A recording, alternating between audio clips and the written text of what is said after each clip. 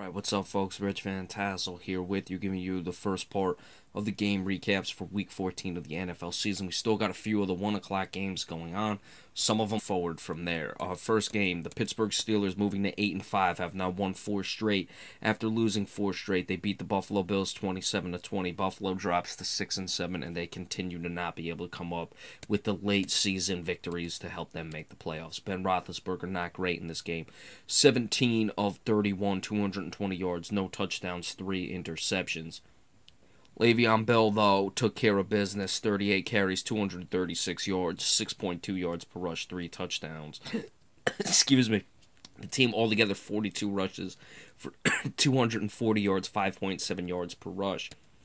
Antonio Brown, top receiver, 5 for 78. Le'Veon Bell, 4 for 62. Ladarius Green, 2 for 25. No fumbles either way. They had 5 sacks. Bud Dupree had 2 of them. Ryan Shazier had the other. The other one was split. And I believe it was Sean Davis who had 1 full sack and then split the other sack. Nothing of note in the return games. Chris Boswell, 2 for 2 in his field goals. It was a snow game, so the field goals weren't necessarily easy. I believe an extra point was missed. Tyrod Taylor, 15 for 25, 228 yards. 2 touchdowns, 1 interception.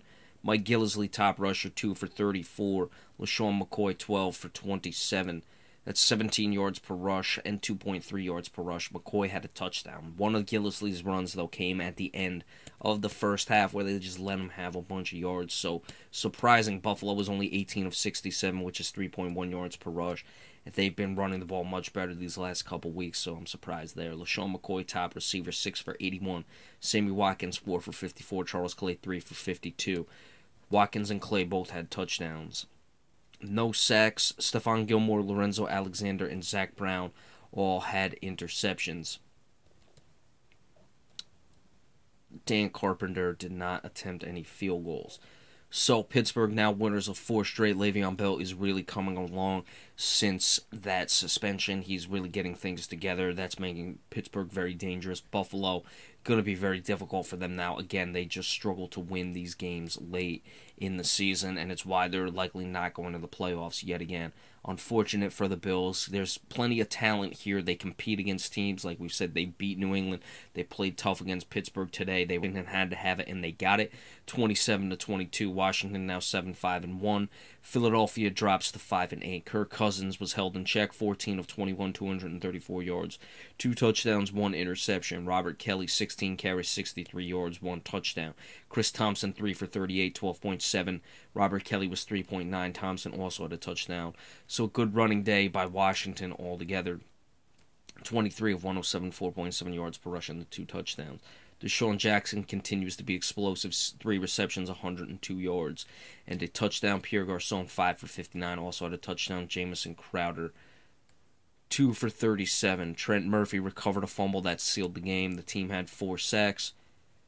Chris Baker and Preston Smith split 1. Ryan Kerrigan also had 1. He's been playing well this season. Bashard Breeland had 1, and Mason Foster also had 1. That should add up to more than 4. No, that's 4. My mistake. Deshaun Everett had an interception. Dustin Hopkins missed his only field goal attempt. Carson Wentz for the Eagles, 32 of 46, 314 yards, 1 touchdown, 1 interception. Ryan Matthews, 15 carries, 60 yards, 4 yards per rush. Darren Sproles, 5 for 27, 5.4 yards per rush. Team altogether 26 of 95, 3.7 yards per rush. Zach Ertz, the top receiver, 10 for 112. Jordan Matthews, 8 for 79. That cinched the game for the Redskins. Donnie Jones also recovered a fumble. They had 2 sacks, 1.5 for Fletcher Cox. Benny Logan had the other half sack. Cox had gone a while without a sack, but he's still a very good player in this league and showed it today. Nothing of note in the return games. Philadelphia long snapper. I talked about it. I have informed people how important the long snapper is.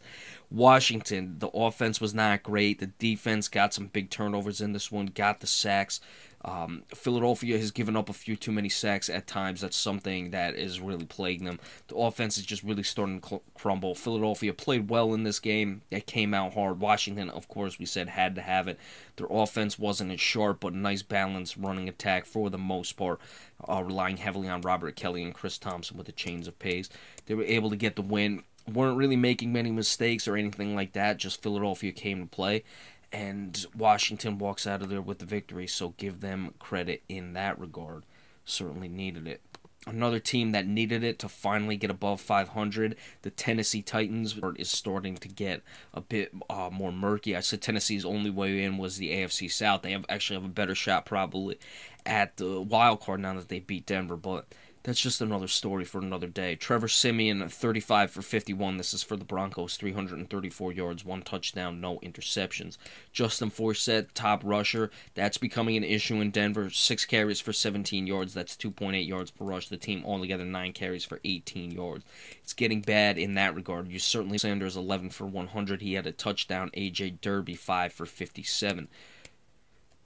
Justin Forsett and Derby both lost fumbles. The team had Marcus Mariota, 6 for 20, 88 yards, no touchdowns, no interceptions. So DeMarco Murray threw a pass in this game, so the offense was not coming through the air.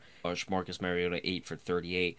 So 42 carries for 180 yards. That puts you over 4.3 carries. Remember, they had a lead for a lot of this game, however. It recovered a fumble that he didn't lose, he fumbled it. 3 sacks for the team. Derek Morgan having a quality season, had 1. Brian Orakpo another. More out of Marcus Mariota than what they got today. Denver, you've got to look at the running game. Trevor Siemian dropping back to pass that much time. Denver may slip out of the playoffs if they don't get it together. Too little, too late, most likely for the Bengals, for them to get that running game started. Tyler Boyd, 6 for 49 receiving. Tyler Eifert, 5 for 48. He had 2 touchdowns. Jeremy Hill, 3 for 31. Eric Winston recovered a fumble. Andy Dalton fumbled. It was not lost. 3 sacks for the Bengals, 2 for Geno Atkins, 1 for Carlos Dansby. George Oloka had an interception. Nothing of note in the return games. Mike Nugent, 1 for 2 in his field goals. For the Browns, Robert Griffin III, 12 for 28. 104 yards, no touchdowns, 1 interception. Fitting, I guess the fall for RG3 would come in Cleveland because they are just a bad team. Isaiah Crowell, top rusher, 10 for 113, 11.3 yards per rush. Robert Griffin III, 7 for 31, 4.4 yards per rush, 1 touchdown. Duke Johnson Jr., 4 for 24, 6 yards per carry. So Cleveland has run the ball well this year. 22 carries, 169 yards, 7.7 yards per rush. It's simply just their passing game and their quarterback play. Gary Barnidge, 3 receptions, 27 yards. Corey Coleman, 3 for 26. Duke Johnson Jr., 1 for 21. The team had 4 sacks, so not bad there. Emmanuel Ogbah had 1.5. No interceptions. Cody Parkey, 1 for 1 in his field goals. So, Cincinnati, like we said, they finally got the running game together. Too little, too late. There's really nothing to even discuss about the Cleveland Browns. They just have no quarterback play. You look at Cincinnati. They do play the Steelers and the Ravens again, and of course, Cincinnati would have to beat them. Ravens, they play tomorrow night. They can only win 1 more game, but there's certainly the opportunity there considering they played these games, but Cincinnati would have to win out. But they still have something to play for as of now. Let's see what happens going down the stretch. But like we said, it's nice that they got the running game together. Lions coming back on the Bears. We told you Chicago would be game in this one. I told you. 20-17. Matt Barkley was good in this game. 20 of 32. Chicago drops to 3-10, 0-7 on the road. Detroit now 9-4. For the records. Sorry, mentioned that too late. Matt Barkley, 20 of 32, 212 yards, 1 touchdown, no interceptions. Jordan Howard, 13 for 86, 6.6 yards per rush. Jeremy Langford, 3 for 4, 17 of 92, altogether 5.4 yards per rush. Chicago's running game has not been great this year. Cameron Meredith, 6 for 72, 1 touchdown receiving. Joshua Bellamy, 3 for 45. Daniel Brown, 6 for 42. The team had 3 sacks, 2 interceptions, one of them returned for a touchdown.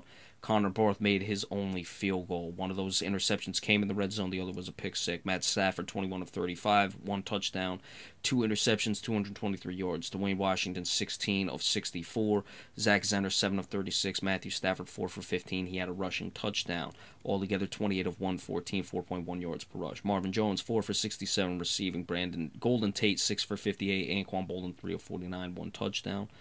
They had only 1 sack, no interceptions, and Matt Prater was 2 for 2 in his field goal. So Detroit getting a much-needed victory. There were no fumbles either way. Matt Stafford was great. They came back in the fourth quarter again. Chicago, of course, we said we would be game. Had to rush through that one. So we'll be back in a little bit, continue on with the rest of these 1 o'clock games that are going final, and then move into the 4 o'clock games. We had a lot today, full docket. Be sure to stay tuned for that. We'll see you in a little bit. Thank you.